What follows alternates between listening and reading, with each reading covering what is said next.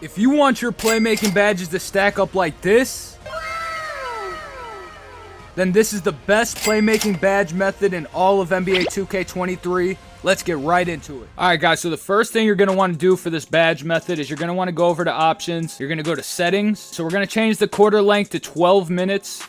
You definitely want it on 12 minutes. It's going to maximize the value of badges you get. I will explain later in the video. You're going to want to change the difficulty. If you guys pay attention to this screen, there's a lot of different factors in why you're changing your difficulty. One of the main things is the My Points modifier. It's going to increase the chance of getting a lot more My Points. And when you do perform this method, as you guys will see at the end of this video, it's going to help tremendously. So you're always going to put this on Hall of Fame for this method. So we're going to go ahead and put that into Hall of Fame. And then we're going to back out, and then you're going to want to get right into the game. All right, guys. So the first thing you're going to want to pay attention to, in order to get playmaking badges, the best method is to throw alley-oops. So make sure you guys change your badges. It helps to have special delivery as high as you possibly can to achieve more alley-oops throughout the game. Later on in this video, I will explain why this makes sense, but you're going to want to throw as many lobs as you possibly can. It's going to give you the most playmaking badges, but not only that, I will show you the method that really makes this broken. So as you see, guys, we're just racking up lobs. We're racking up lobs as many as we can, just throwing alley-oops all game. So don't even worry about scoring. Like I said, this is a strictly playmaking method, so you just want to focus on getting alley-oops. Alley-oops will give you the most My Points. The difficulty is already on Hall of Fame. So one good thing about changing the difficulty on Hall of Fame for a playmaking method is that the degree of difficulty of throwing an alley-oop is really not any different on Hall of Fame. So as long as you have it on Hall of Fame, you're getting a lot more My Points. And later in the video, like I mentioned, you guys will see how much of an impact this has. Alright, so one thing I do want you guys to keep in mind, it does not matter how many turnovers you throw as long as you continue to throw oops. As you guys see, I do have 6 turnovers at the moment, but like I mentioned, it doesn't take away My Points.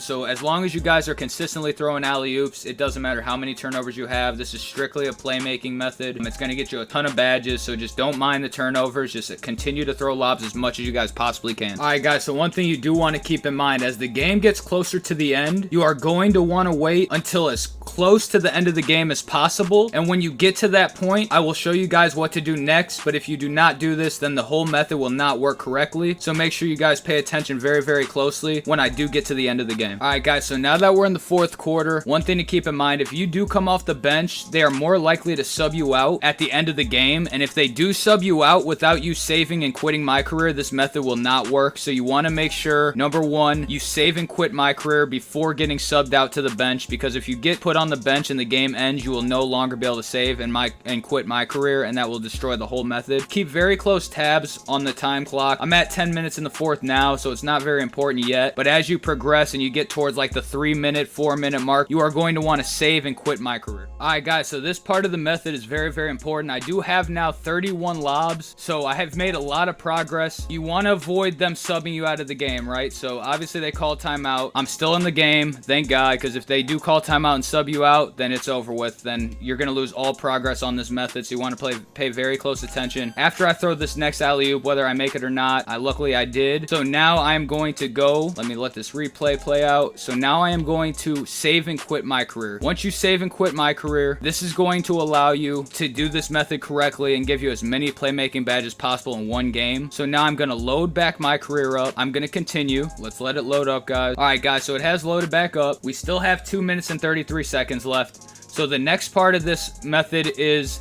you are going to want to let the game finish, and I will show you guys at the end of this game how to perfect the method. Alright guys, so now we have 7 seconds left in the game, so this is going to be very, very, very important. This method is extremely broken. It doubles up your My Points, but you have to do it correctly. At the bottom left of your screen, it's going to say continue at the end of this game.